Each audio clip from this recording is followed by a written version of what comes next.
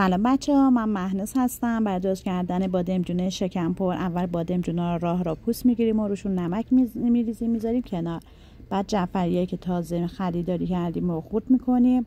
داخل یه مایتابه روغن میریزیم و پیاز نگینی خورد شده رو داخل مایتابه میریزیم. یکم که سبک شد پیازا، گوشه چرخ کردن رو بهش اضافه میکنیم و یکم تفت میدیم. بعد ادویه ها رو بهش اضافه میکنیم و دو قاشق هم رو هم میزنیم. وقتی که یکم تو خورده هم رفتن، جعفری خورد شده رو به مایتابه اضافه میکنیم، یکم تفت میدیم. حالا موادمون آماده است، میذاریمش کنار. بادمجون هم که نمک زده بودیم و نمکشون با دستمال پاک میکنیم و حالا داخل مایتابه میچینیم تا که سرخ بشه. بعد سرخ شدن درش هم میذاریم روش که روغن زیادی رو نگیره.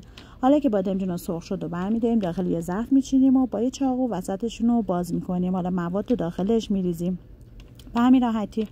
حالا سس موادمون رو می‌خوایم آماده بکنیم. داخل یه مایتابه پیاز نگینی خورد شده رو میریزیم، ادویه و دو قاشق هم رو بهشون اضافه میکنیم.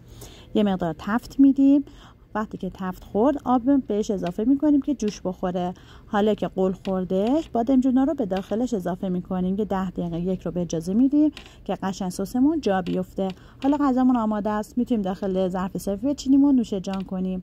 اگر خوشتون اومد و دوست داشتید لطفا منو سابسکرایب کنید. ممنونم ازتون.